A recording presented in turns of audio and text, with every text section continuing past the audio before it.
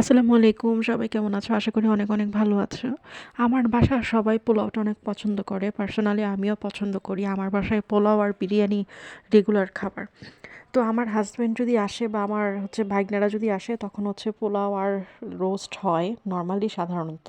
আর মুরগিটাও হয়। তো আজকে তারা আসছে। এখন আমি পোলাওটা রান্না করব। আর অল্প করে পোলাও রান্না করব শুধু বাচ্চাদের জন্য। এইজন্য ২ পট চাল নিয়েছি। আর আমি পোলাওয়ের মধ্যে তেমন বেশি কিছু দেইও না। শুধু অল্প একটু তেল, কাঁচামরিচ কুচি আর পেঁয়াজ কুচি এগুলি দিয়ে একটু লবণ দিয়ে পোলাওটাকে নেড়ে চেড়ে পানি দিয়ে দিই। আর বিশ্বাস করেন খেতে যে তেমন খারাপ হয় তাও না, পোলাওটা মোটামুটি ভালো হয়।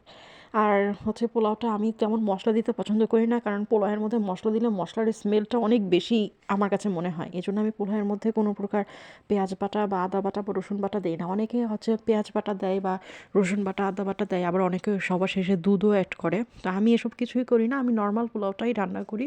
কিন্তু আমার কাছে মনে হয় যে পোলাও চালের মেইন গন্ধটা আসলেই সেটা অনেক বেশি মজার হয়, সুস্বাদু হয় এবং ঘ্রাণটা খুব সুন্দর আসে। তো এই যে দেখো পোলাওটা হয়ে গেছে, কেমন লাগলো জানাবে।